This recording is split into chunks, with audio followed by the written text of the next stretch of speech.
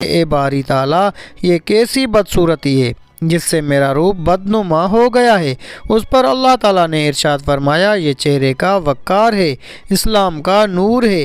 میری عزت کی قسم، میری جلال کی قسم، جس نے یہ گواہی دی کہ میرے سوا کوئی معبود نہیں، اور یہ کہ میری خدائی میں کوئی شریک نہیں، اور اس کے بال بڑھاپے کی وجہ سے سفید ہو گئے، تو قیامت کے دن مجھے اس بات سے حیا آئے گی کہ اس کے لیے میزان عدل قائم کروں۔ بسم اللہ الرحمن الرحیم۔ تمام بھائی اور بہنوں کو السلام علیکم۔ ناظرین گرامی، حضرت ابو بکر صدیق رضی اللہ تعالیٰ عنہ کے گھرانے کو یہ فضیلت بھی حاصل ہے کہ ان کا سارا گھرانہ ہی مسلمان ہوا۔ کوئی ایک فرد بھی نہ رہا جو مسلمان نہ ہوا ہو۔ اکرمہ بن ابی جہل ان 11 افراد میں سے ایک تھے جن کے قتل کا حکم حضور پاک صلی اللہ علیہ وآلہ وسلم نے دیا تھا۔ اس حکم کی وجہ یہ تھی کہ انہوں نے اور اس کے باپ ابو جہل نے مسلمانوں کے ساتھ بہت زیادتیاں کی تھیں۔ یہ حکم سنتے ہی اکرمہ یمن کی طرف بھاگ نکلے۔ اس وقت تک ان کی بیوی حضرت ام حکیم بنت حارث مسلمان ہو چکی تھی۔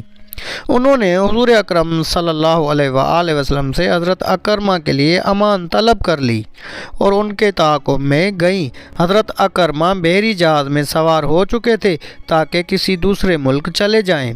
یہ بحری جہاز سے انہیں واپس لے آئیں اور ان سے کہا، میں تمہاری طرف سے اس شخصیت کے پاس سے آئی ہوں جو سب سے زیادہ رشتہ داریوں کا خیال کرنے والے اور سب سے بہترین انسان ہے۔ تم اپنی جان ہلاکت میں مت ڈالو کیونکہ میں تمہارے لیے امان حاصل کر چکی ہوں۔ اس طرح حضرت اکرمہ رضی اللہ تعالیٰ عنہ اپنی بیوی کے ساتھ حضور پاک صلی اللہ علیہ وآلہ وسلم کی خدمت میں حاضر ہوئے اور اسلام لے آئے۔ حضرت اکرمہ رضی اللہ تعالیٰ عنہ بہت بہترین مسلمان ثابت ہوئے۔ وہ بہت زبردست جنگجو بھی تھے، خوب جہاد کیا، بڑے صحابہ میں آپ کا شمار ہوا، جنگ یرموک میں رومیوں کے خلاف لڑتے ہوئے شہید ہوئے۔ اس طرح باقی لوگوں کو بھی امان مل گئی، ان میں ہندہ بنت حارث بھی تھی۔ حضور پاک صلی اللہ علیہ وآلہ وسلم نے ان کے قتل کا بھی حکم دیا تھا۔ یہ حضرت ابو سفیان رضی اللہ تعالیٰ عنہ کی بیوی تھی۔ ان کے قتل کا حکم آپ نے اس بنا پر دیا تھا کہ غزوہ احد میں انہوں نے حضرت حمزہ رضی اللہ تعالیٰ عنہ کا مسئلہ کیا تھا، یعنی ان کے ناک کان وغیرہ کاٹے تھے، لیکن انہیں بھی معافی مل گئی اور یہ بھی مسلمان ہو گئیں۔ صفوان بن امیہ کے بھی قتل کا حکم ہوا تھا، انہیں بھی معافی مل گئی اور یہ بھی مسلمان ہو گئے۔ کعب بن زہیر کو بھی معافی مل گئی، یہ اپنے اشعار میں آپ صلی اللہ علیہ وآلہ وسلم کو برا بھلا کہتے تھے، یہ بھی مسلمان ہو گئے۔ اس طرح ویشی نے غزوہ احد میں حضرت حمزہ رضی اللہ تعالیٰ عنہ کو شہید کیا تھا۔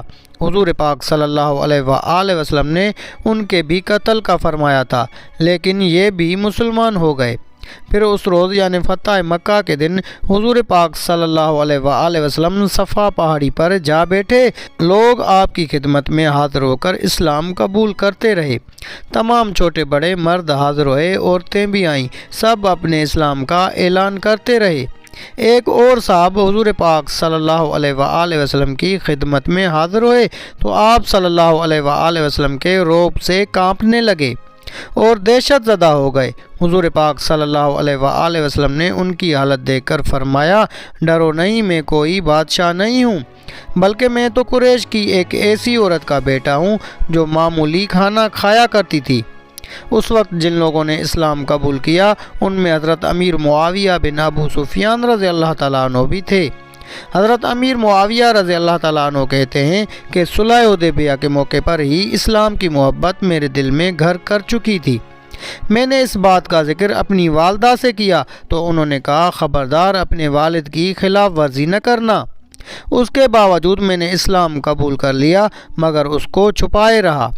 پھر کسی طرح میرے والد ابو سفیان کو پتہ چل گیا، انہوں نے ناراضی کے انداز میں مجھ سے کہا، تمہارا بھائی تم سے کہیں بہتر ہے کیونکہ وہ میرے دین پر قائم ہے۔ پھر فتح مکہ کے موقع پر میں نے اپنے دین کو ظاہر کر دیا اور حضور پاک صلی اللہ علیہ وآلہ وسلم سے ملاقات کی۔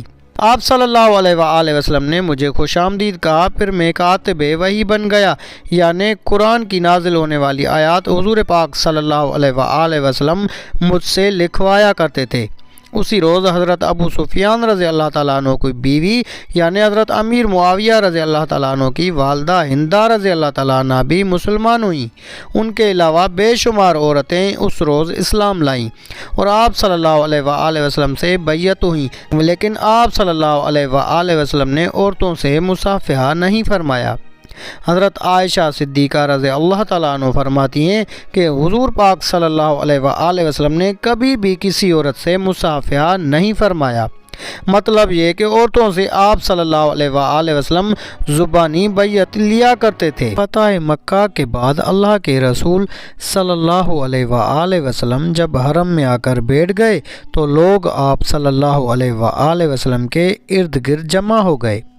ऐसे में हज़रत अबू बकर रज़ी अल्लाह ताला अन्हु उठ कर गए और अपने वालिद अबू कहाफ़ा का हाथ पकड़कर उन्हें ले आए।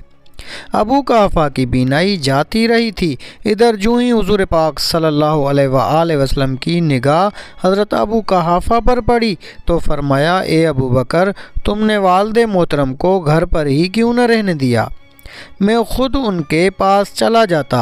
उस पर अबू बकर ने अर्ज़ किया, अल्लाह के रसूल ये इस बात के ज़्यादा हक़दार हैं कि ख़ुद चलकर आपके पास आएँ। फिर हज़रत अबू बकर रज़ी अल्लाह ताला अन्हु ने अबू कहाफ़ा को हुज़ूर पाक सल्लल्लाहु अलैहि वसल्लम के सामने बिठा दिया। हुज़ूर पाक सल्लल्लाहु अलैहि वसल्लम ने अपना दस्ते मुबारक उनके सीने पर फेरा और फरमाया, मुसलमान होकर इज़्ज़त और सलामती का रास्ता अख्तियार करो। वो उसी वक्त मुसलमान हो गए।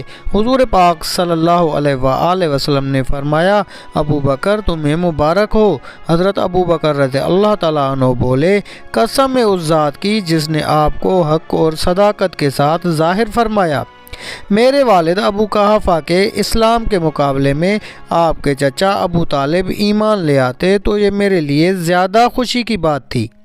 उस वक्त हज़रत अबू कहाफ़ा रज़ी अल्लाह ताला अन्हु के बाल बुढ़ापे की वजह से बिल्कुल सफ़ेद हो चुके थे।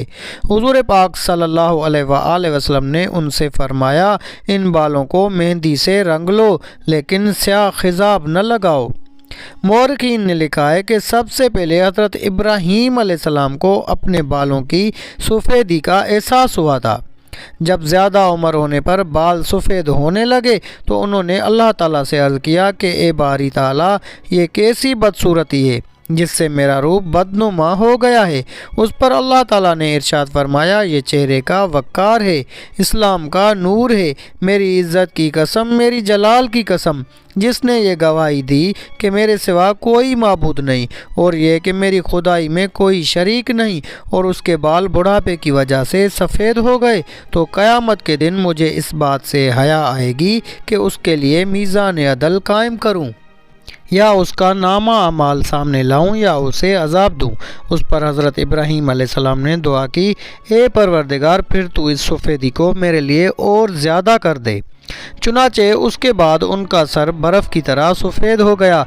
उससे मालूम हुआ कि बुढ़ापे की सफ़ेदी और ख़ुद बुढ़ापा अल्लाह ताला की बहुत बड़ी नेमत है और मोमिन के लिए उम्र की ये मंजिल भी शुक्र का मकाम है। तो नाज़रीन गिरामी, ये थी हमारी आज की वीडियो। अगर आपको वीडियो अच्छी लगी तो वीडियो को लाइक करके अपने दोस्तों अहबाब से ज़्यादा शेयर करें। जज़ाकल्लाह।